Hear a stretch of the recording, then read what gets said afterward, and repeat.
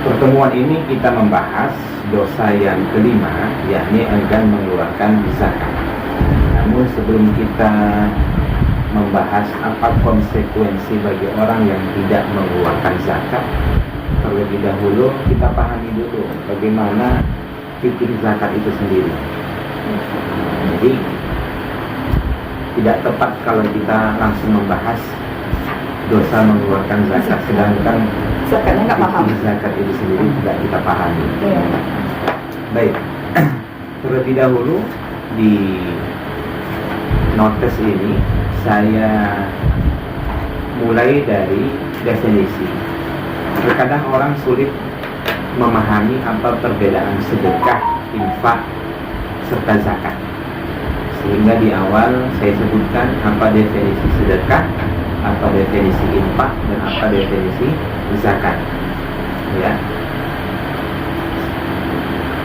semuanya sudah bisa dilihat ya Bunda? Kalau tidak bisa dibuka berarti paketnya tak ada. Bisa pakai wifi. Minta wifi bukan pinjam ya. Ya minta.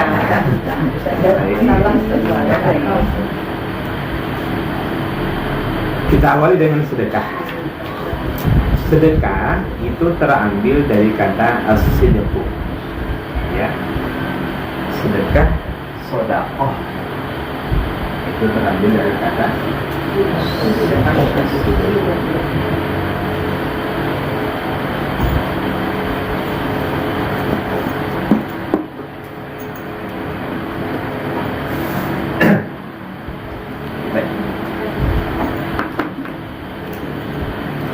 siddiq, ya. As-siddiqu, dari as-siddiqu ini nanti as-siddiq itu turunan dari kata as-siddiqu. Shadaqah itu turunan dari kata as-siddiqu. Ya, shadaqah, siddiq, ya. Apa artinya? Arti dari as-siddiqu itu artinya kebaikan atau kebenaran atau kejujuran. Salah satu sifat Nabi apa? Siddiq. Siddiq. Apa artinya? Berkata. Ya. Apa hubungannya dengan sedekah? Karena kalau sudah akar katanya sama, pasti ada hubungannya, Bunda. Nah, di sini kita sebutkan hubungannya sedekah dengan kebenaran atau dengan as-sidqu adalah bahwa sedekah itu bukti kebenaran imannya kepada Allah. Bukti kebenaran iman itu dia mengamalkan seluruh yang dia imani. Oleh karenanya setiap perbuatan baik dan ikhlas seperti zakat, infak, senyum, dakwah, serta amal soleh lainnya disebut dengan sedekah. Pelakunya disebut dengan as-siddiqin, orang-orang yang jujur. Jadi sedekah itu maknanya umum. Kullu ma'rufin shadaqah. Setiap yang baik-baik itu sedekah. Jadi sholat itu sedekah. Ya, baik. Sholat sedekah. Iya. Buang sampah pada tempatnya. Senyum, zikir, tilawah. Nah, semua yang baik-baik itu sedekah. Ya. Baik. Zakat masuk sedekah? Iya. Zakat itu masuk sedekah. Makanya bahasa-bahasa Al-Quran itu bahasa sedekah. Asnaf zakat itu innamas shadaqatu lil fuqara wal masakin wal 'amilina 'alaiha wal mu'allaf wa fir riqab wal gharimin wa fi sabilillah wa ibnis sabil. Tapi diawali bukan innamaz zakat, tapi innamas shadaqah. Berarti shadaqah itu maksudnya apa? Sesungguhnya sedekah itu hanya dikhususkan, kan innamas shadaqah lil fuqara, fakir, wal masakin, miskin. Makna sedekah itu apa? Zakat. Nah, jadi makna sedekah di situ adalah zakat. Dalam ayat khudz, ambillah min amwalihim shadaqatan, ambillah dari harta-harta mereka itu sedekah. Apa yang diperintahkan Allah untuk dipaksa diambil? Zakat. Konteks ayatnya bunyinya apa? Sedekah. Ini yang terjadi, ini yang keliru Menteri Agama kita. Oh, di situ ada uangnya. Bukankah di dalam Al-Quran itu perintah sedekah? Sesungguhnya sedekah itu lebih istimewa daripada zakat. Berarti dia tidak memahami apa definisi sedekah, apa definisi zakat. Karena sedekah di situ maksudnya adalah zakat. Kok malah dia pisahkan sedekah dengan zakat? Jadi kalau bukti keimanan kita itu benar, mestinya yang kita lakukan itu semuanya yang baik-baik. Jadi kalau yang kita lakukan itu bukan yang baik, itu bukan bukti keimanan. Bukti kita itu beriman kepada Allah, sholat kita jaga. Ucapan-ucapan baik itu tetap kita pelihara dan lain sebagainya. Ya, baik. Bisa dipahami definisi sedekah? Oke, sekarang kita lanjutkan. Apa makna dari infak? Infak seakar kata dengan nafkah. Ya, infak seakar kata dengan nafkah.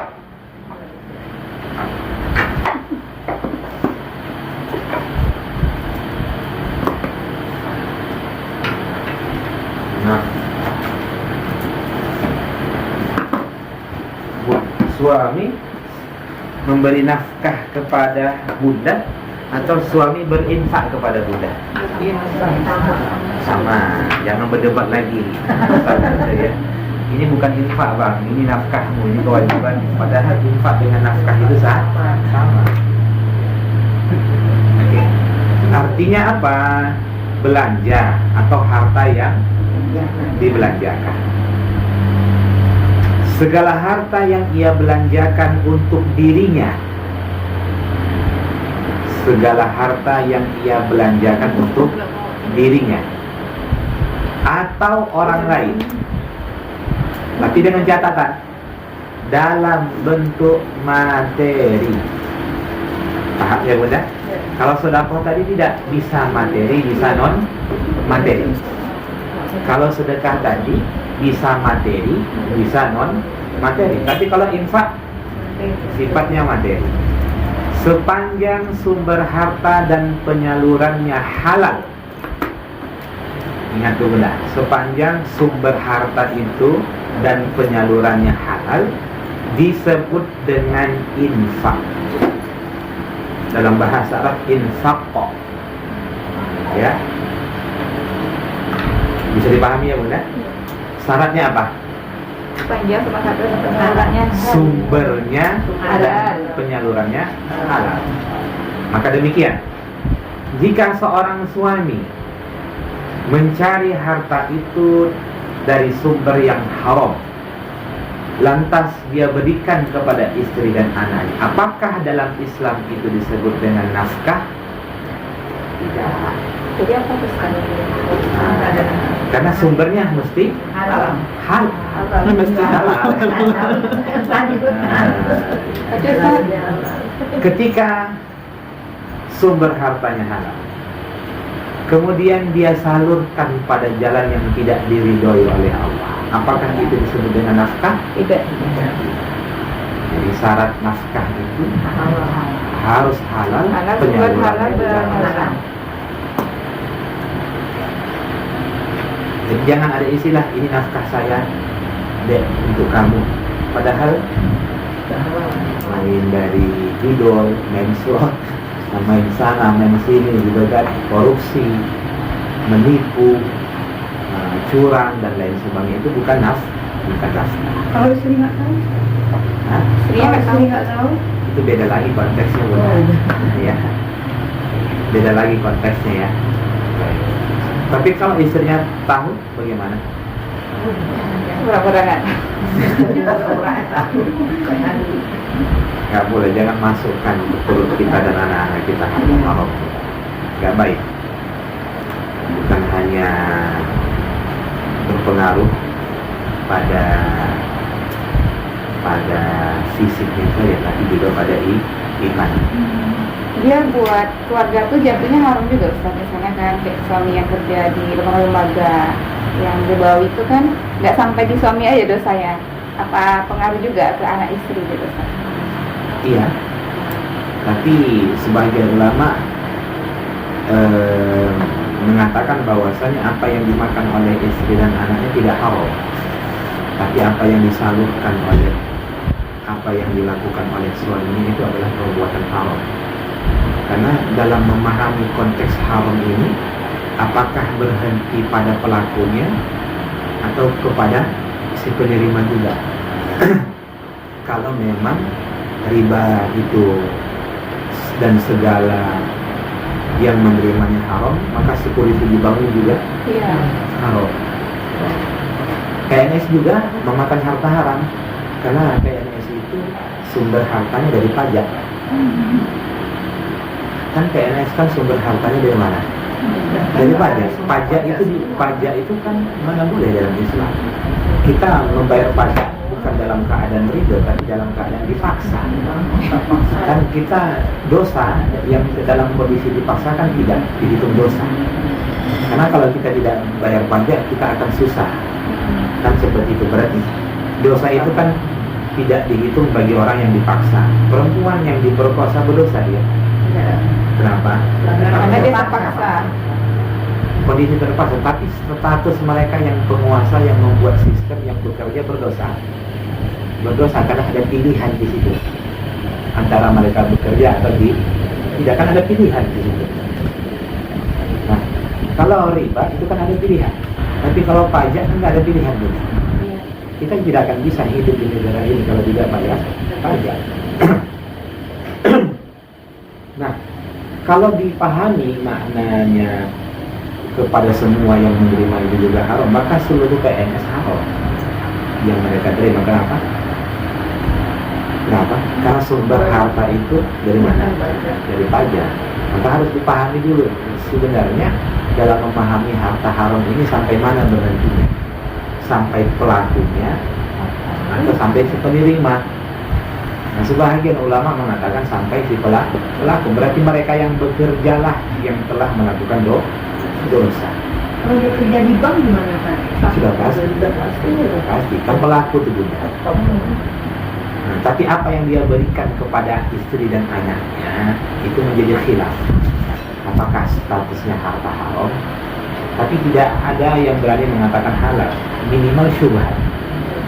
Minimal syubhat yang diterima oleh istri dan anak-anaknya. Baik. Kita lanjutkan. Oke. Nah, jadi sebenarnya kalau kita memahami infak atau nafkah itu sudah jelas, karena mesti sumbernya halal.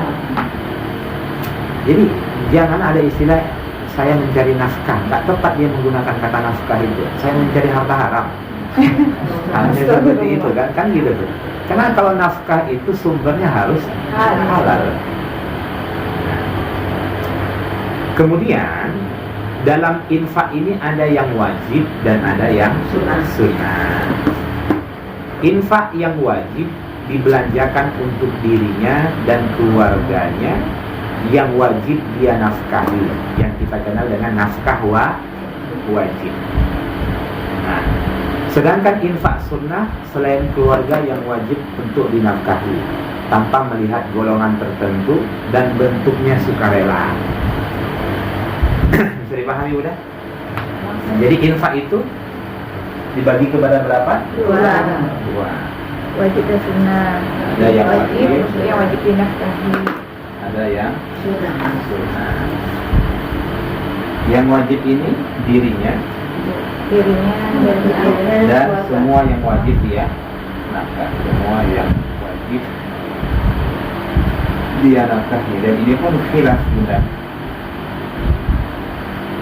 Ya, ayah, pertama istri, anak, kemudian orang tua. Ini sepakat para ulama. Memang ada sebagian ulama mengatakan kalau ternyata saudaranya itu juga statusnya itu tidak mampu, maka saudara-saudaranya termasuk orang yang wajib dia nafkahi. Namun itu perbedaan pendapat para ulama. Umpamanya dia punya adik, maka kewajiban dia memberikan nafkah. Tapi kalau adik kita udah berkeluarga gimana? Hah? Adik kita udah berkeluarga tapi dia susah. Iya, itu makanya sebagian ulama mengatakan bahwasanya saudara itu masuk kategori wajib. Cuman mayoritas ulama mengatakan saudara kandung itu tidak masuk wajib. Kenapa? Karena boleh menyalurkan zakat kepada mereka. Nah, boleh menyalurkan zakat kepada kakak kita, abang kita, adik kita. Nah, zakat itu kan tidak boleh disalurkan kepada orang yang wajib dinafkahi. Jelas ya? Nggak boleh menyalurkan zakat kepada istri, tapi istri boleh menyalurkan zakatnya kepada suaminya. Boleh. Kenapa? Tidak wajib menafkahi. Simpel. Mudah saja bunda. Berhubung tahun kamu miskin, berhubung tahun ini kamu miskin, Tapi tidak mesti.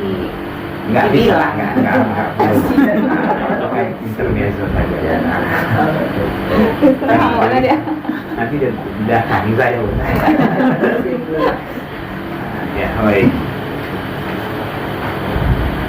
Adapun infak sunnah itu sifatnya sukarela. Masalah infak wajib ini bunda, itu sebenarnya tidak ada kadarnya, sesuai dengan adat istiadat. Kalau dalam mazhab Syafi'i, paham ya? Kadar infak wajib itu yang mesti diberikan kepada istri dan anaknya itu nggak bisa diukur. Tergantung. Kalau ternyata dia menikahi seorang istri yang kaya raya, nggak bisa dibuat infak wajib itu 3 juta gitu. 1 juta. Tergantung kebutuhan. Tergantung kebutuhan dia. Nah, tergantung kebutuhan dia. Kalau dia ketemu istri yang ketemu di pasar, mungkin bisalah 3 juta, 4 juta. Menurut adat istiadat, jadi nggak bisa 3 juta, 4 juta, 5 juta itu nggak bisa.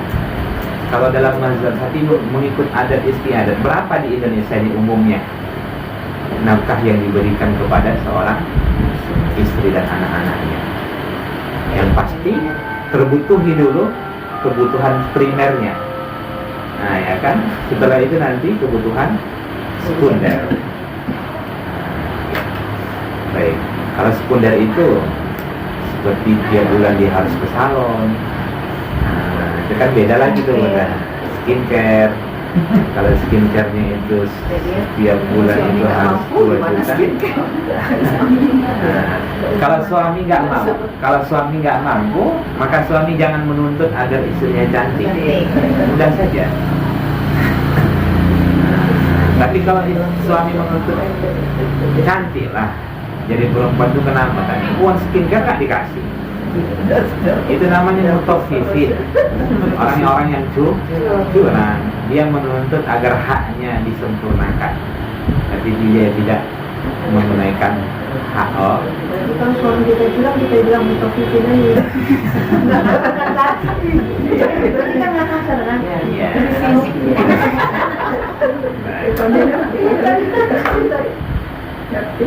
Orang tua bisa menjadi mutafifin bagi anak-anaknya. Dia menuntut agar anaknya itu sempurna, tapi tak pernah pendidikan agama ditanamkan kepada anaknya. Yang ada begitu dewasa, anak durhaka kamu, jadi inilah jadi ini. Tapi sejak kecil memang nggak didekatkan dengan agama kan. Berarti saat itu orang tua mutafifin. Anak juga seperti itu, menuntut agar haknya disempurnakan, tapi bakti dia tidak sempurna untuk orang tuanya. Baik, guru juga seperti itu kan. Masuknya terlambat, pulangnya cepat, tapi minta agar gajinya itu disempurnakan. Gurunya mutafifin. Nah, walaupun dilabeli dengan ustaz atau ustazah, tapi kalau terlambat dia datang, pulangnya cepat, sedangkan dia digaji sesuai dengan jam kerja, berarti ustaznya mutofi. Muridnya juga seperti itu, menuntut agar isi ceramah dan lain sebagainya itu sempurna disampaikan oleh gurunya, tapi muridnya terlambat datang. Nah, muridnya ya, di sini ya, ya. Untung saja lah muridnya nggak menuntut agar gurunya sempurna. Baik, lanjut. Jadi ini, nafkah ini sifatnya apa? Materi, ya. Kemudian lanjut, zakat dari sisi bahasa artinya an-nama atau an-numu, ya, an-numu.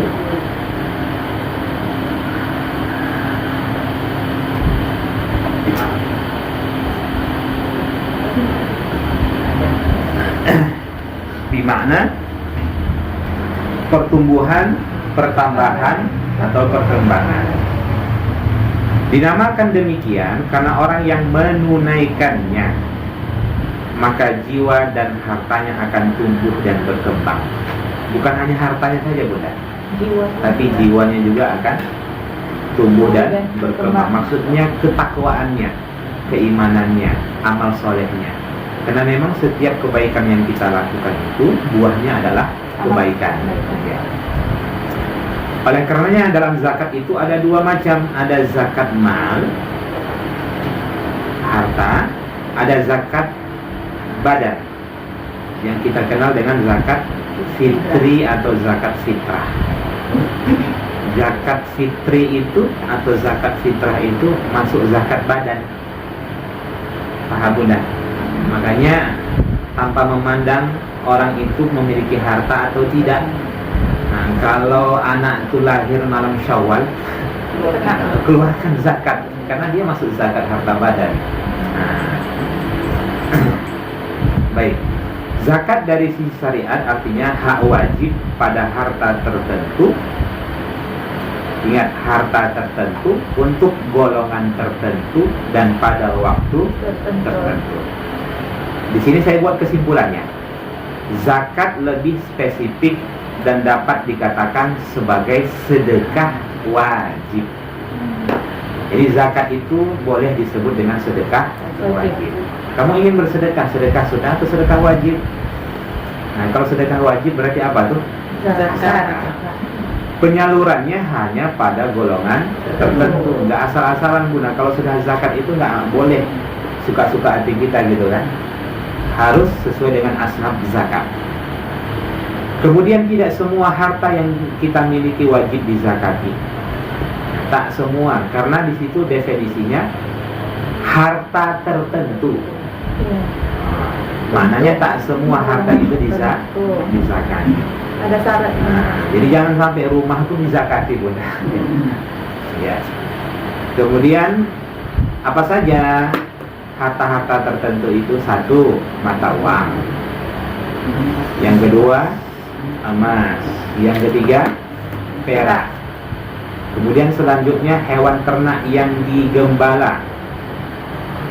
Ya, apa itu? Unta, sapi, kerbau, kambing. Ayam masuk. Enggak. Tapi kalau dia punya ayam sampai 3 sampai 100 ekor, dia bukan masuk zakat hewan ternak, tapi masuk zakat perniagaan sudah. Oh iya. Kan nanti konteksnya beda tuh. Ya. Kalau dia jualan burung walet, kan gitu. Burung kan nggak dizakati. Dia memang tidak masuk zakat hewan ternak, tapi zakat perniagaan. Kalau yang peternak ayam itu gimana? Ayam itu? Berarti zakat perdagangan. Zakat perdagangan. Kemudian hasil pertanian dalam mazhab Syafi'i itu hanya dikhususkan makanan pokok. Sawit masuk? Masuk. jual beli perdagangan. Sawit masuk? Masuk tak? Enggak. Perdagangan. Sawit enggak masuk zakat pertanian. Kan makanan pokok. Bunda makan sawit. Minyaknya. Ada di penghasilannya itu kan? ya beda. Berarti dia masuk zakat mal nanti. Oh. Nah, nanti masuk zakat mal, tapi jangan dihitung zakat pertanian. Karena nanti konteks pertanian itu Bunda, penyaluran zakatnya setiap kali panen. Setiap kali panen wajib dizakat, nggak nunggu haul setahun. Kalau padi gitu. Jadi haulnya padi itu setiap kali panen. Sawit panen gimana? Iya, yang punya sawah setiap panen dia wajib keluarkan zakat. Tapi berbeda dengan zakat uang. Zakat emas itu dikeluarkan setahun sekali. Itu pun kalau sampai nisabnya. Ya. Baik. Kemudian buah-buahan. Ini nanti akan kita sampaikan. Buah-buahan ini kalau dalam mazhab Hambali itu dizakat semua yang tumbuh di atas bumi itu dizakati. Berarti matoa depan rumah kalau ikut Imam Hambali dizakati. Kalau ada mangganya depan rumah walaupun satu pohon keluarkan. Kalau ikut Imam Hambali. Nah. Tapi tetap ada kadarnya juga saya. Hah? Ada Ada.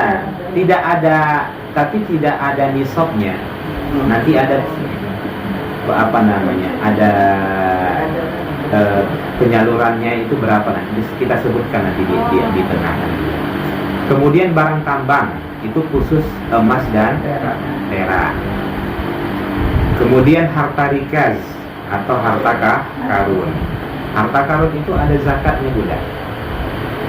Kemudian stok barang dagangan yang diniatkan untuk mencari untung. Yang di gudang-gudang. Nah, jadi bukan banyak orang memahami zakat perniagaan itu yang tidak dizakat. Orang kalau punya usaha LPG yang dizakati LPG-nya, yang dizakati keuntungannya atau modalnya. Bukan modalnya lah Bunda. Kalau Bunda beli punya usaha LPG, Bunda beli itu dari perusahaan besar itu sebesar 17.000, Bunda jual 25.000, yang dizakati 17 itu satu LPG itu baru digabungkan semuanya, bukan dihitung dengan keuntungannya. Kan beda konteksnya nanti. Kalau dia supermarket yang dihitung apa? Stoknya. Kan gitu. Jangan dihitung sama keuntungannya. Ini kalau saya jual kue biskuit ini 3.000, tapi saya beli 1.000. Yang 1.000-nya yang dizakati bukan bersama dengan keuntungannya. Itu horor, jadi kan tidak jelas itu dibeli atau tidak itu nanti. Tapi modalnya. Kan modalnya. Kemudian pelaksanaannya juga pada waktu tertentu, tidak seperti infak sunnah yang boleh dikeluarkan kapan saja. Jadi nggak boleh kita suka-suka hati dalam mengeluarkan zakat. Ya, bisa dipahami ya Bunda. Makanya mayoritas ulama zakat profesi itu tidak ada. Mayoritas ulama zakat profesi tidak ada. Bagaimana kemudian menyalurkan zakat sedangkan harta bersih belum diketahui? Ya, secara otomatis saja dipotong gitu kan. Baik. Kemudian syariat zakat itu turunnya di kota Makkah sebelum Nabi hijrah. Adapun penjelasan harta yang wajib dizakati, penjelasan penyalurannya serta pelaksanaannya turunnya di kota Madinah setelah Nabi hijrah. Berarti pendistribusiannya kapan? Di Madinah. Ayatnya turun di mana? Di Makkah. Saya ulang kembali, ayat zakat itu turun di Makkah, tapi mulai direalisasikan di mana? Di Madinah. Kemudian sebenarnya di sini ada catatan, sebenarnya semua zakat itu adalah zakat mal. Sebenarnya Bunda, semua itu yang kita keluarkan itu zakat mal. Nggak ada namanya zakat badan, zakat ini, zakat itu. Karena memang yang kita keluarkan itu kan harta. Mal itu kan harta. Kalau kita mengeluarkan hewan ternak, itu kan harta tuh. Kan iya kan? Kalau kita mengeluarkan padi, itu kan harta juga. Karena kata mal di situ adalah harta, dan namanya zakat adalah mengeluarkan sebagian dari harta. Nah, bahkan zakat fitri atau zakat fitrah itu juga masuk zakat mal. Kita kan mengeluarkan apa? Harta kan? Nah, di sini, namun untuk kasus di negeri kita itu saya berasumsi selama ini orang membayar zakat fitr saja. Dulu orang hanya tahunya membayar zakat fitrah saja. Mereka nggak mau membayar zakat tahunan. Nah, sehingga ulama-ulama kita ini membedakan zakat mal dengan zakat fitrah. Ya. Kemudian hikmah disyariatkannya zakat, lihat di situ. Cepatnya sebagai bentuk ta'abbud, maksudnya penghambaan diri, sebagai wujud dari rasa syukur, menggugurkan dosa, membersihkan harta dari harta syubhat, agar ia menjadi tuan atas hartanya, bukan menjadi hamba harta. Jadi kalau kita tak enggan mengeluarkan harta itu, berarti sebenarnya yang menjadi tuan itu siapa? Harta. Kita yang menjadi budak. Jadikanlah harta itu sebagai budak. Zakat secara lahiriah mengurangi harta, akan tetapi dampaknya menambahi keberkahan harta.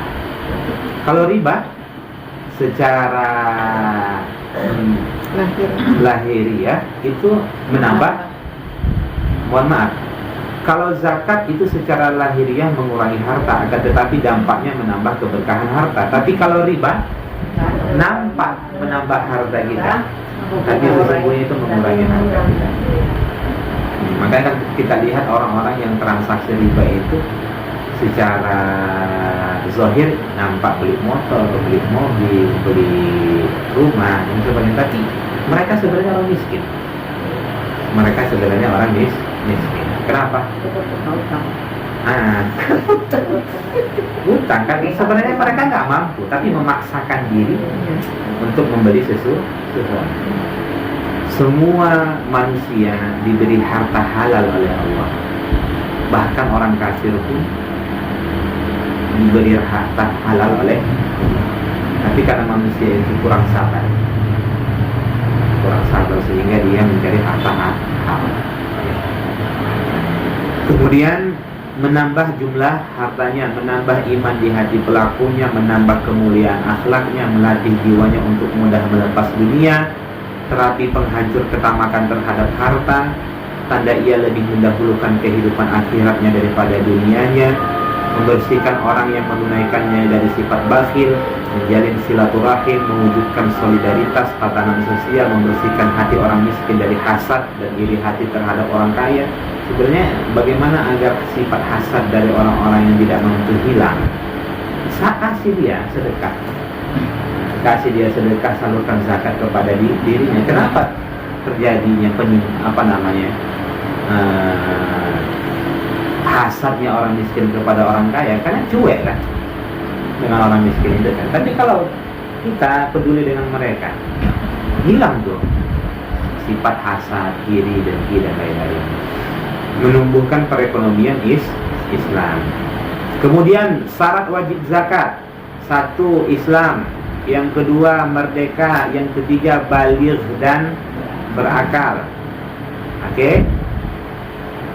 Kemudian yang keempat memiliki nisab, batas minimal suatu harta terkena kewajiban zakat.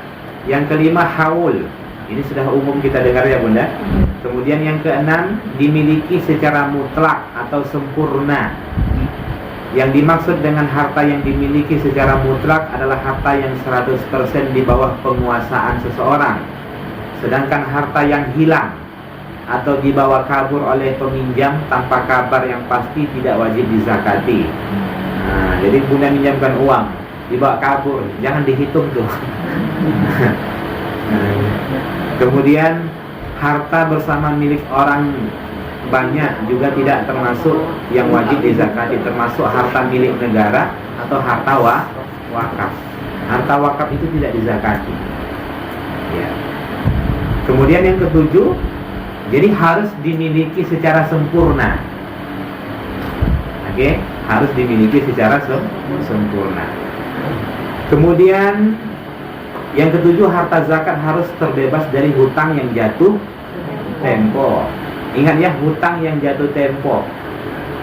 Bisa dipahami udah?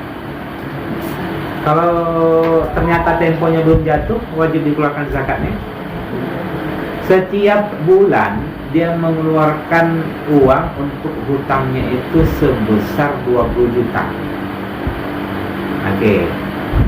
Kemudian pelaksanaan zakatnya itu di bulan itu. Maka keluarkan dulu hutang. Tapi kalau hutangnya itu jatuh temponya 2 bulan lagi, itu dihitung. Ini bulan Mei, sedangkan jatuh temponya itu bulan Juli.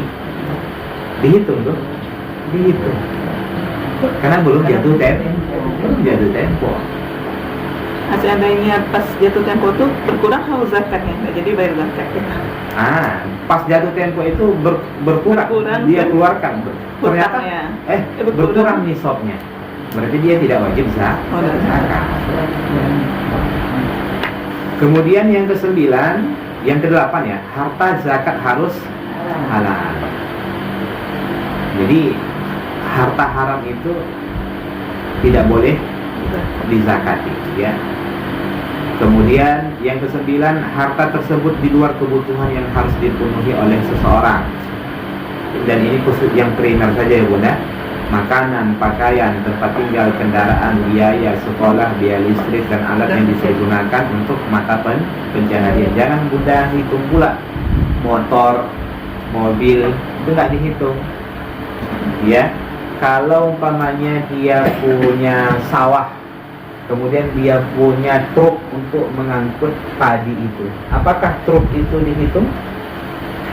Tidak, karena itu alat alat produksi, ya kan, kendaraan yang digunakan. Kalau Bunda punya usaha seperti supermarket, apakah etalasenya dihitung? Apa halnya? Rukonya dihitung? Iya. Kemudian yang ke-10, harta itu mesti produktif. Barang-barang yang tidak produktif tidak diperjualbelikan, seperti tanah yang dibiarkan tidak produktif, tanah kosong. Ya. Kemudian tas branded. Tas branded itu tidak masuk, walaupun tas branded itu dibelinya itu 100 juta. Umpamanya dia beli tas Hermes yang sampai 1,3 M. Bisa tahu ya. Urusannya harus update juga Bunda. Mungkin ada jamaah fikih, ustaz, ya. mungkin ada. Supaya bisa menjelaskan fikih ya. Kemudian apalagi emas yang dijadikan perhiasan. Yang dipakai Pak. Ya, setiap emas yang dijadikan perhiasan yang dipakai itu tidak dizakati. Oke, nanti akan kita bahas lebih lanjut lagi.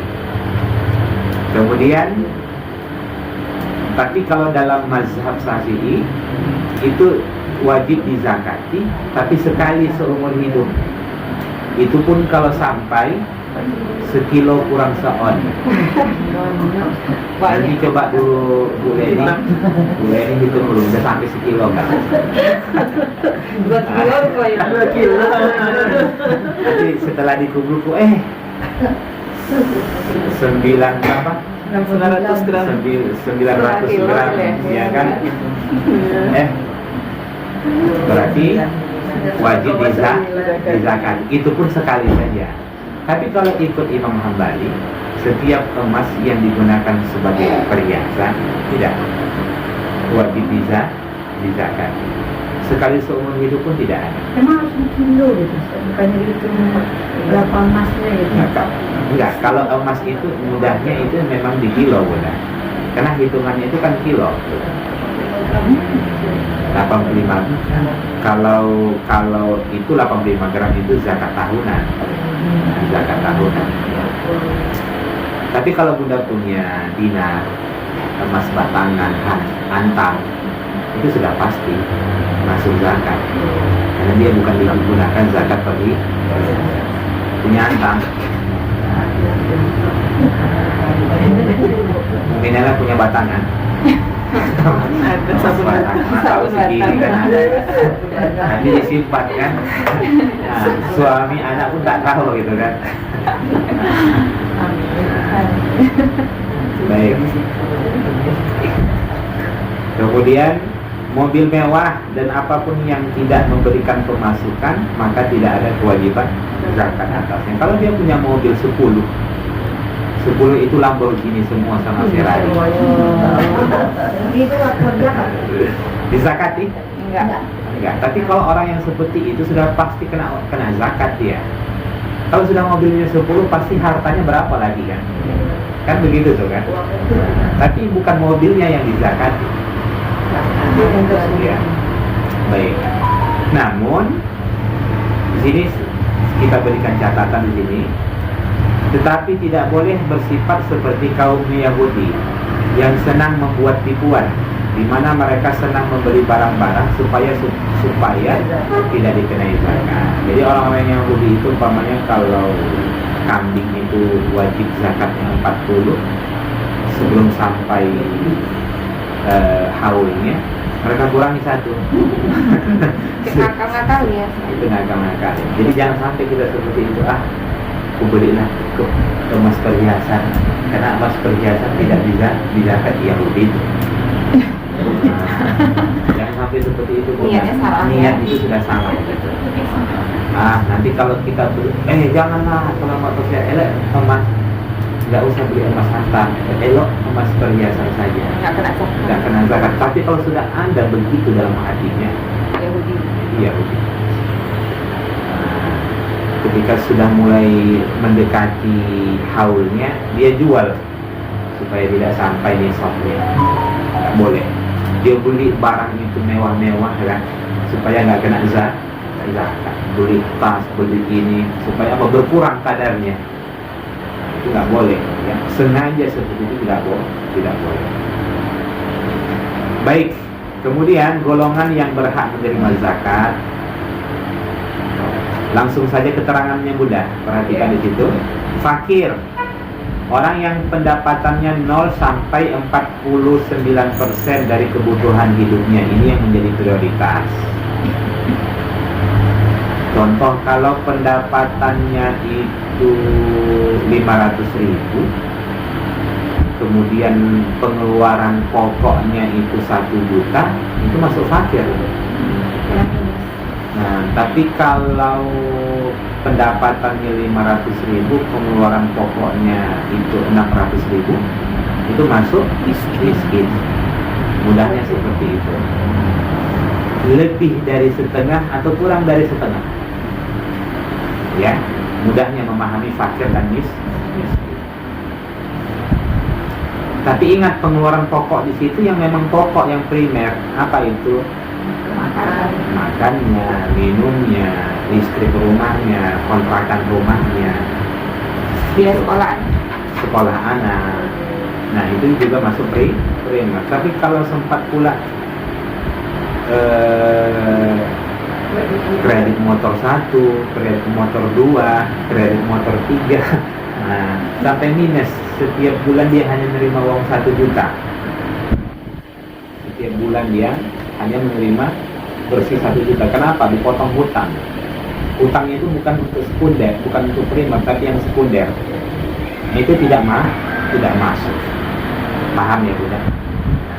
Dan kita pun menyalurkan zakat kepada orang yang gharim, orang yang berhutang, itu kan termasuk. Tapi orang yang berhutang itu adalah orang yang berhutang untuk kebutuhan primernya.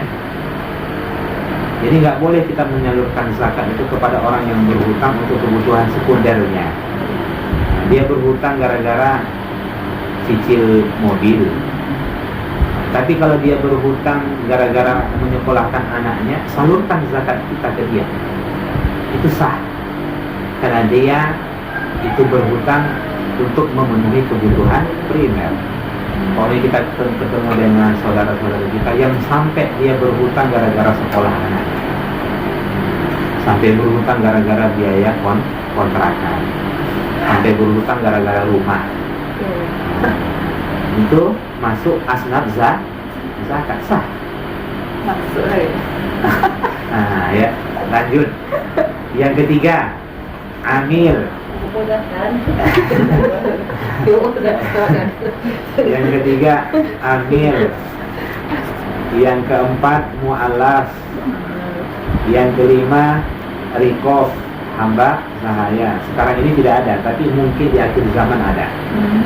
Ya, karena nanti akan terjadi kan perbudakan lagi nanti. Kemudian yang keenam, gharib, orang yang berhutang. Ya. Kemudian ini yang kita sebutkan tadi ya. Kemudian yang ketujuh, fisabilillah, orang yang berperang dalam menegakkan agama, makanan, kendaraan dan alat perang, nafkah keluarganya. Ini masuk Bunda. Jadi zakat kita itu untuk alat perang, untuk nafkah keluarganya yang dia tinggalkan. Ya. Kemudian para pendakwah, penuntut ilmu agama dan semacamnya. Ini juga masuk dari fisabilillah. Ya. Sebahagian para ulama berpendapat seperti Yusuf Al-Qaradawi, beliau mengatakan jika tidak ada dana lain untuk membangun sarana ibadah, maka sebahagian kecil dana zakat itu boleh disalurkan untuk pembangunan masjid, musola, yayasan wakaf dan sarana-sarana ibadah lainnya. Jadi kalau ternyata kita di komplek kita itu atau dimanapun itu ada masjid atau pembangunan musola yang memang tidak ada dana untuk membangun itu, maka sebahagian kecil dari zakat kita itu boleh disalurkan, tapi nggak seluruhnya ya. Kalau umpamanya tahun ini dia zakatnya itu sebesar 6 juta, berarti yang dia keluarkan 2 juta saja. Nggak boleh 6 juta itu semuanya ke masjid. Harus dia bagi. Kemudian Ibnu Sabil adalah musafir yang terpisah dari kelompoknya. Orang-orang safar itu juga masuk. Orang-orang yang safar yang tidak bisa melanjutkan perjalanannya ke tempat tujuan, atau dia tidak bisa pulang, sehingga dia numpang di masjid mencari uang dia untuk melanjutkan perjalanan. Orang-orang seperti itu masuk mustahab, masuk orang-orang yang boleh bisa ya. Yang boleh atau tidak boleh menerima zakat dari pihak kerabat atau keluarga, lihat di situ langsung ke bawah Bunda. Satu, hubungan kerabat, ayah dan ibu tidak boleh, wajib memberikan nafkah kepada mereka. Yang kedua, kakek dan nenek tidak boleh, wajib memberikan nafkah kepada mereka. Anak laki-laki dan anak perempuan tidak boleh, sebab wajib memberikan nafkah kepada mereka. Kemudian istri tidak boleh, wajib memberikan nafkah kepada mereka. Suami boleh. Nah, di situ kita sebutkan suami boleh. Nah, sebagaimana kisah Zainab As-Saqafiyah, istri Abdullah ibnu Mas'ud radhiyallahu anhu, di mana ia memberikan zakat kepada suaminya dan disetujui oleh Rasulullah Shallallahu Alaihi Wasallam dalam hadis sahih riwayat Bukhari dan Muslim. Kemudian saudara laki-laki dan saudara perempuan boleh, menyalurkan zakat kepada saudara laki-laki dan perempuan boleh. Kemudian saudara laki-laki dan perempuan dari ayah boleh, saudara laki-laki dan perempuan dari ibu. Apa itu kalau bahasa kita? Paman, bibi. Ya, itu boleh. Kerabat yang lain boleh. Ya. Jelas ya Bunda? Jadi ayah, kakek, nenek, ayah, ibu, anak, istri tidak boleh. Cucu berarti tidak boleh. Cucu Boleh. Cucu itu boleh, tapi dengan syarat melihat dulu apakah dia masuk kategori asnaf zakat. Ya. Baik. Cucu miskin. Baik. Kemudian bahkan memberi zakat kepada kerabat itu punya keutamaan khusus. Innas shadaqah inna shadaqah 'ala al-miskin shadaqah wa 'ala al-rahim isnatani shadaqatun wasilatun. Jadi sedekah kepada orang miskin pahalanya satu sedekah, sedangkan sedekah kepada kerabat pahalanya dua, yaitu pahala sedekah dan pahala menjalin hubungan kekerabatan. Lebih utama bukan? Lebih utama itu zakat kita itu disalurkan kepada kerabat kita. Karena jika ternyata kerabat kita itu tidak ada yang masuk asnaf zakat, baru keluarkan ke yang lain. Harusnya seperti itu, idealnya seperti itu. Nggak ada istilah muak kali aku lihat wajah dia itu. Padahal dia termasuk asnaf zakat. Karena masalah zakat itu bukan dilihat dari muak dia lihat wajahnya atau tidak, tapi dia melihat apakah dia masuk asnaf zakat atau tidak. Nah, kemudian adapun terkait uang suami dan uang istri dalam syariat Islam, sebenarnya masing-masing orang punya kewajiban sendiri-sendiri berdasarkan nilai uang yang dimiliki masing-masing, dan bukan dengan cara digabungkan jadi satu. Nah, ini kesalahan banyak kaum muslimin. Kalau suaminya sudah berzakat, istrinya tak berzakat, padahal kedua-duanya wajib zakat sepanjang kedua-duanya itu hartanya telah sampai nisabnya. Oke ya. Nah, di sini disebutkan prinsipnya masing-masing suami istri punya kewajiban sendiri-sendiri, yaitu ketika uang masing-masing telah memenuhi ketentuan nisab dan haul, maka kita hitung masing-masing. Uang suami adalah uang milik suami 100%, yang tidak tercampur di dalamnya uang istri. Maka silahkan suami menjumlahkan secara total, dan bila telah memenuhi nisab serta haulnya, suami wajib membayarkan zakat atas uang miliknya. Di sisi lain, bisa saja istri punya uang pribadi, di mana uang itu 100% milik istri tanpa tercampur uang suami di dalamnya. Nah, jadi istri itu bekerja itu hak mutlak milik istri. Istri yang bekerja itu hak tadi dia. Semua yang diberikan oleh suami kepada istri itu milik istri sepenuhnya. Paham udah? Bisa dipahami? Umpamanya kalau kasus begini, ini saya kasih uang 10 juta, pandai-pandailah mengelolanya. Yang penting ayah ambil nih 3 juta.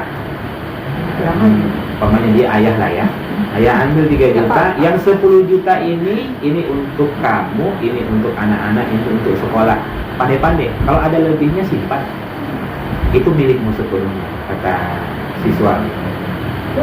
Pintar ibu tuh mengelola harta. Ternyata kelolanya tersisihkanlah 2 juta setiap bulan. Itu harta milik istri sepenuhnya. Jadi kalau kita setelah 50 tahun dikumpulkannya, terkumpullah 300 juta. Mati suaminya. Mati suaminya, yang itu tak diwariskan. Itu milik istri. Tapi ingat, di situ ada kewajiban istri untuk membayar zakat. Kalau sudah 300 juta, sudah kan? Jatah kaya aja. Baik. Jadi maka itulah sebabnya juga tidak ada dalam Islam harta bersama. Kalau harta bersama berarti ada yang dirugikan. Pasti ada yang dirugikan. Kalau enggak istri yang tidak menunaikan zakat, suami yang tidak menunaikan zakat. Kan gitu tuh kan jadinya. Pasti nanti konsekuensinya pada zakat. Nanti konsekuensinya nanti pada warisan. Nah, akan beranak pinak lah dosa itu nanti. Makanya harus jelas. Ya kan? Sedih itu ternyata ya. Tahunya kan satu keluarga tuh satu aja yang keluar zakat itu selama ini kalau itu. Ya, harus kurban juga seperti itu kan? Iya, masih. Nah, kurban itu kan Kurban satu. mereka berserikat dalam hal pahala, tapi tidak berserikat dalam hal kepemilikan, kan berbeda. Kalau suami berkurban, istri dan anak-anak mendapatkan sunnah kifayahnya. Artinya mereka mendapatkan kesunahannya satu keluarga. Tapi pertanyaannya, apakah istri dihitung berkurban? Tidak. Karena kan harus berserikat. Kalau untuk satu ekor sapi itu mesti 7 orang. Nah, kalau ternyata satu keluarga itu 7 orang, kalau ingin dihitung berkurban, per bagian itu 2 juta, berarti kali 7 berapa? 14 juta. Kalau ingin dihitung satu keluarga itu berkurban, keluarkanlah 14 juta. Nah, bisa dipahami. Tapi kalau hanya ingin mendapatkan berserikat dalam pahala, bagi-bagi pahalanya, tapi tidak dihitung berkurban, cukup diwakilkan dengan satu. Kan beda konteksnya, bukan? Nah, jadi kan berbenturan jadinya kalau harta bersama kan. Kurbannya bermasalah, warisannya bermasalah, zakatnya pun bermasalah nanti. Pasti. Kenapa? Nggak tahu dia mana hartanya. Ini sudah sampai nisab atau tidak? Yang setahu kita ini harta kita semua. Itu harus dipastikan. Ini harta suami. Berarti kalau harta suami, ya sudah suami saja yang wajib zakat. Jika ternyata suami itu memberikan emas kepada istri, bukan emas perhiasan, dibeli emas hantam dan lain sebagainya, itu milik istri sepenuhnya, sampai nisabnya 85 gram, berarti istri zakat.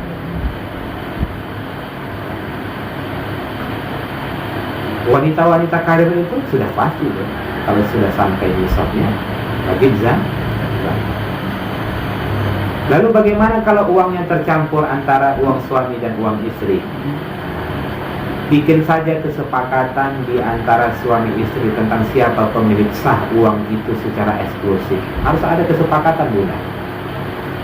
Misalnya dalam satu rekening bank ada uang yang mana sebahagian milik suami dan sebahagian milik istri.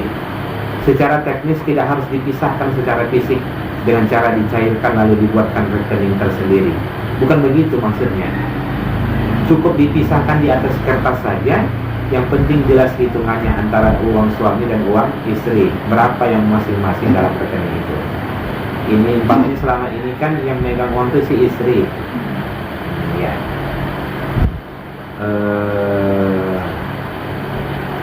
Suaminya rekeningnya 4, tapi saldonya 50.000 semua. Saya merasakan demikian, Bunda.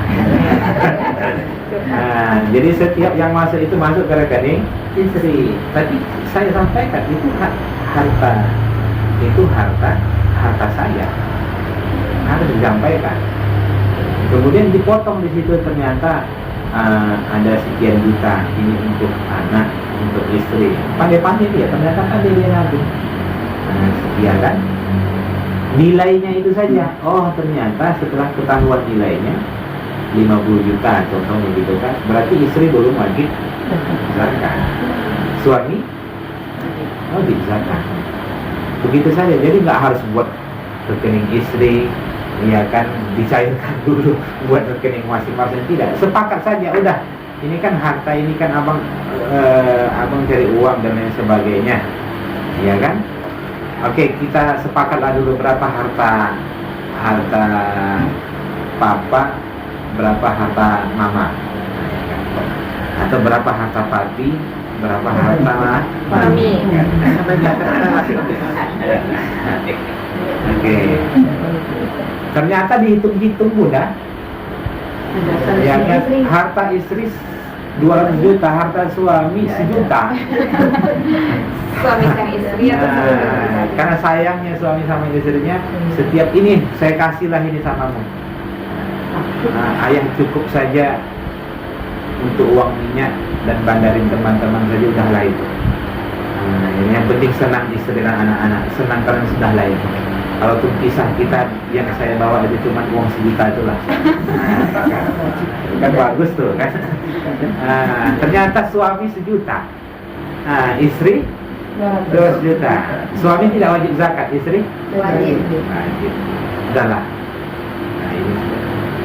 Kemudian disalurkanlah kepada suami. Boleh. Itu kerjasama yang baik kayaknya. Disalurkan kepada suami boleh. Karena statusnya suami kan miskin udah tadi. Padahal dia mencari. Padahal dia mencari. Dia yang mencari yang miskin kan itu kan pilihan dia Bunda. Mau menginfakkannya seluruhnya atau sebahagiannya. Itu kan pilihan. Ya. Sama. Baik. Kemudian, nah, 857.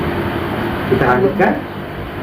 Nisab zakat, ukuran terendah harta yang wajib dizakati, mata uang atau emas sebanyak 20 dinar.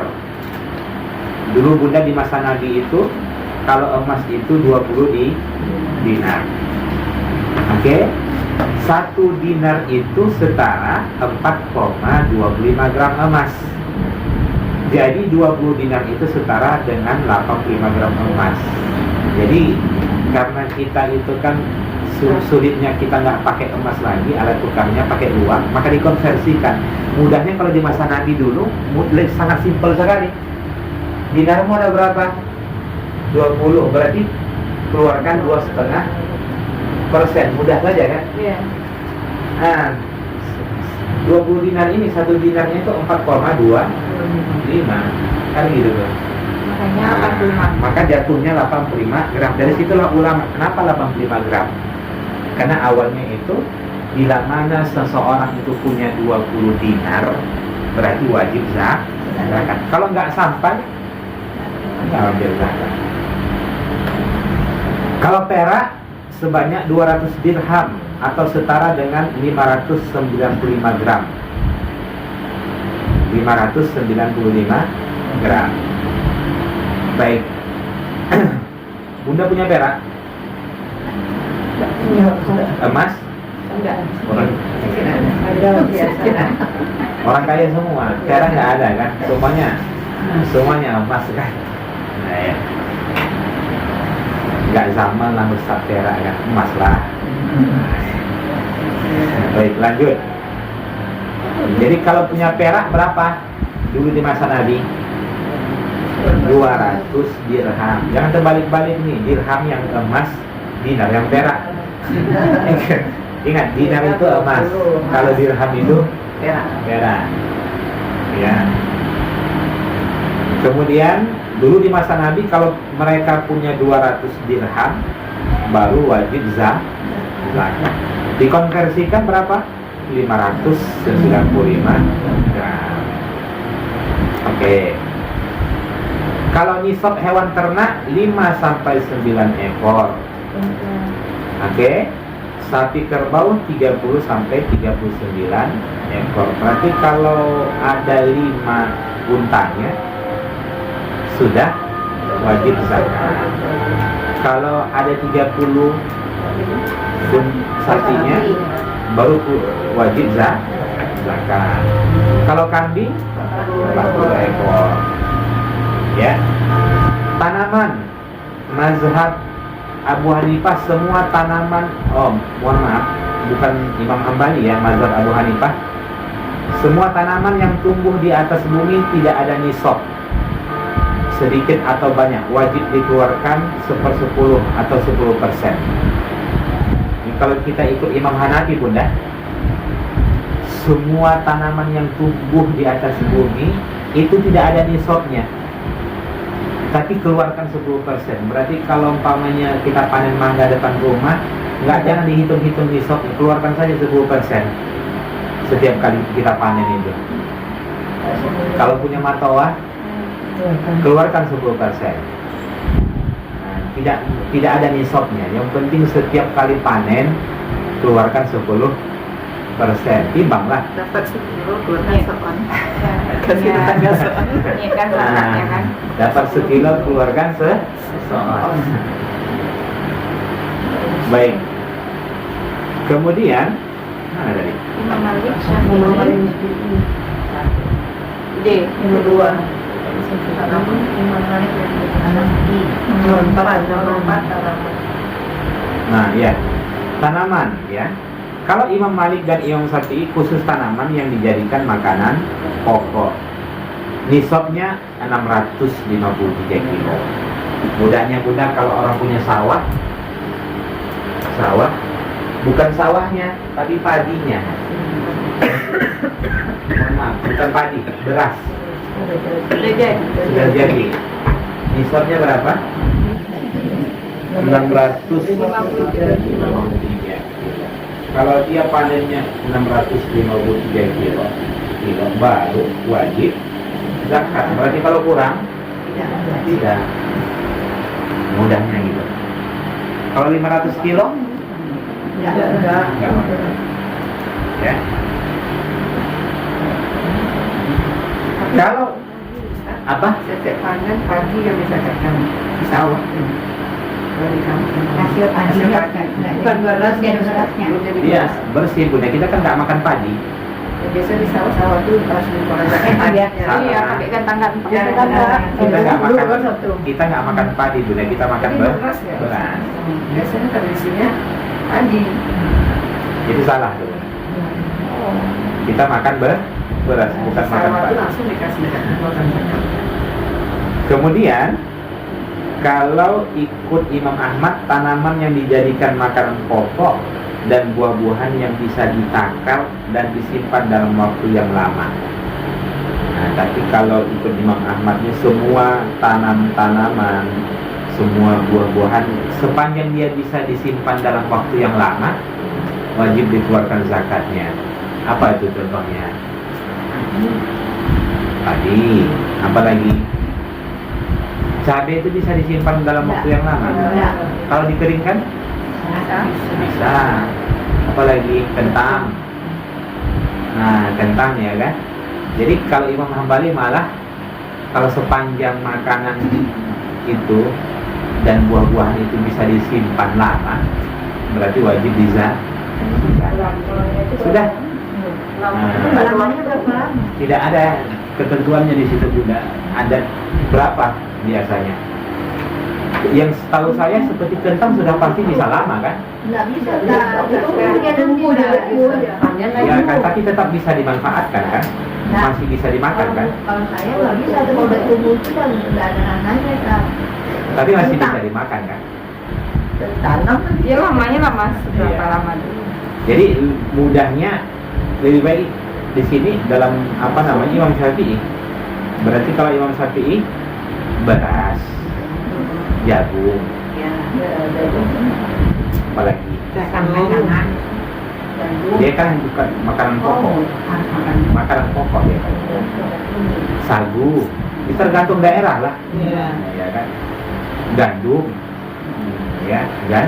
Gandum, kurma itu bagi orang Arab sudah makanan pokok. Ya, baik. Harta perniagaan, pensyariatannya zakat barang dagangan masih diperselisihkan para ulama. Namun menurut pendapat mayoritas zakat perdagangan wajib. Nisab zakatnya sama dengan nisab zakat emas, yaitu 85 gram emas. Oke.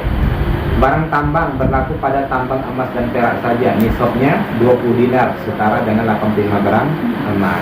Harta karun tidak ada nisab. Jadi kalau dapat harta karun dia senilai 1 juta, keluarkan berapa persen? Itu lihat ukuran penyaluran zakat. Kalau harta karun 20%, berarti kalau tiap hari dia dapat harta karun senilai 1 juta, keluarkanlah 20% dari 1 juta itu, karena nggak ada nisabnya bunda. Nah, paham ya? Tukang gali kubur dia, setiap gali kubur dapat harta dia. Nah, Ustaz, apakah wajib zakat? Wajib zakat. Nggak ada nisab. Yang penting setiap dapat harta karun keluarkan 20%. Sekali. Nah, setiap dapat harta karun. Setiap dapat. Makanya kalau sebulan itu 30 kali dia dapat 30 kali dia keluarkan 20%. Harta karun ini konteksnya kayak mana Ustaz? Kalau kita ketemu emas gitu, itu masuk harta karun. Itu harta barang tambang. Kita Itu barang tambang bunda. Harta karun itu ya harta yang memang milik orang terdahulu, ya kan. Kemudian kita temukan. Umpamanya bunda lagi main-main ke gua, ya kan? Kemudian ada tengkorak gitu, nampak emasnya kayak macam piring-piring dulu lah. Ada emasnya kan. Ya kan? Atau lagi nyangkul depan rumah, rupanya ada emas peninggalan prajurit dulu gitu kan. Nah, ya kan? Dapat tuh serantang emasnya punya. Coba lah nyangkut. Ya kan? Coba. Ya, baik. Kemudian harta yang disirami tanpa biaya itu 10%. Harta yang disirami tanpa biaya, maksudnya tanpa air hujan. Pakai air hujan. Ya. Jadi maksudnya kalau ada tanaman-tanaman kita itu yang memang tumbuhnya itu enggak dirawat gitu, dibiarkan saja, itu zakatnya 10%. Tapi kalau yang disirami dengan biaya, mesti pakai alat penyiraman, pakai pupuk dan lain-lain, itu 5%. Lihat tuh, ada bijaknya syariat Islam itu. Kalau kita berusaha, zakatnya sedikit. Tapi kalau tanpa usaha, zakatnya banyak. Tiba-tiba dapat harta karun gitu kan, keluarkan 20%. Tapi kalau kita berusaha, kasih pupuk, kasih ini 5% gitu kan. Makin ditekan dia ya. Makanya kenapa zakat mal itu 2,5% gitu? Karena kita cari itu, paling sedikit ya kan.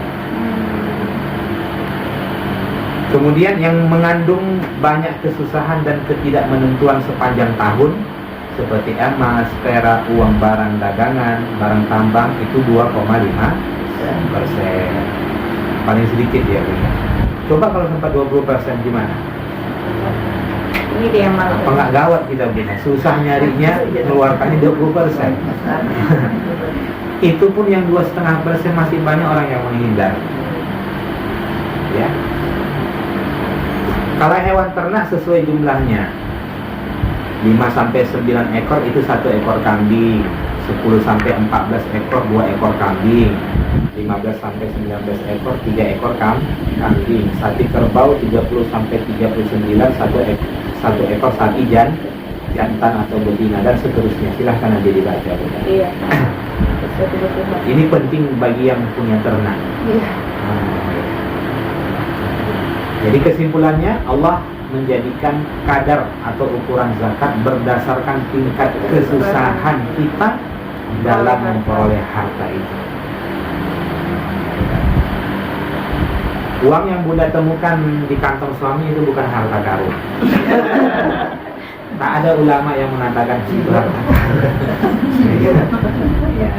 Lagi nyuci kan, ketemu 100.000. Terus dipulangkan kan? Pulangkan ya.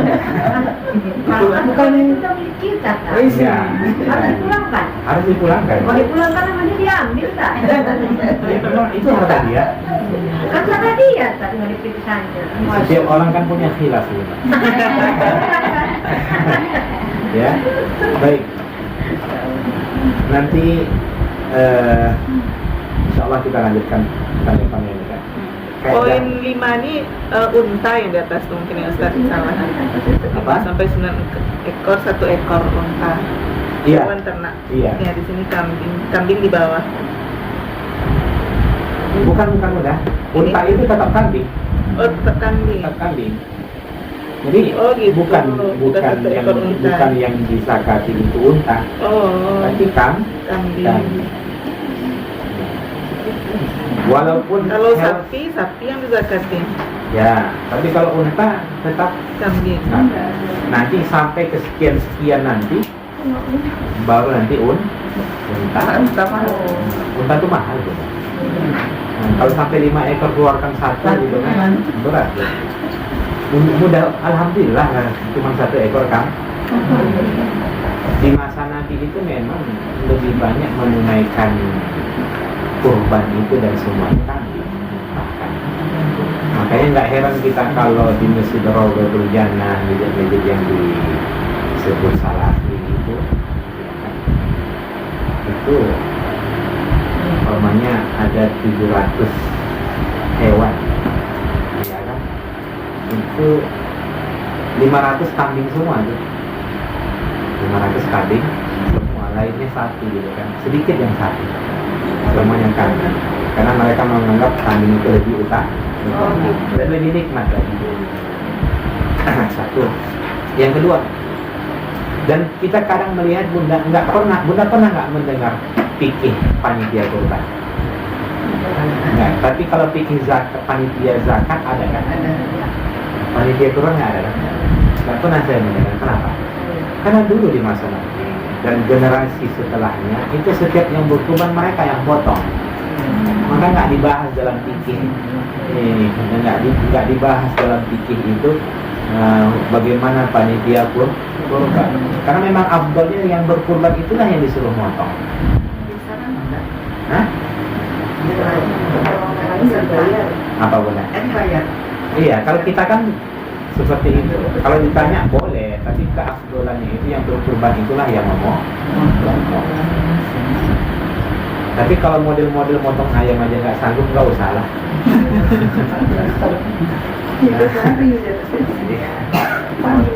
Nah, nyembelih ayam aja nggak sanggup, apalagi menyembelih kambing.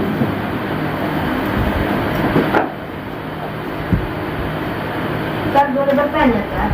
Sekali aja, Ustaz. Ya. Ini saya mau tanya ini, Ustaz. Batas pendek ya potong rambut untuk muslimah semana, Ustaz? Sepaku. Ya, sebelah sini, Ustaz. Batasnya aku. Nggak boleh lebih beda lagi. Nggak boleh lebih pendek dari itu. Kenapa kalau buat Karena dia laki-laki dibolehkan memanjangkan rambut batasnya sampai bahu. Laki-laki dibolehkan memanjangkan rambutnya batasnya sampai bahu. Perempuan nggak boleh lebih dari bahu. Tasyabuh jadinya. Jadi potong kalau segini nggak boleh, Ustaz? Lonjes ya. Nggak boleh.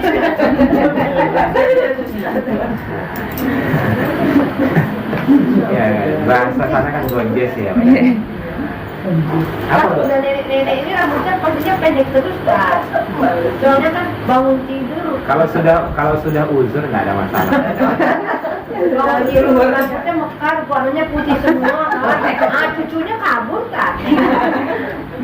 Nah, kalau sudah uzur, ya apalagi lebih baik tetap menutup aurat. Kenapa? Karena itu kan bagian dari sunnah. Di rumah kan? Bagi nenek-nenek ya. Ya. Tapi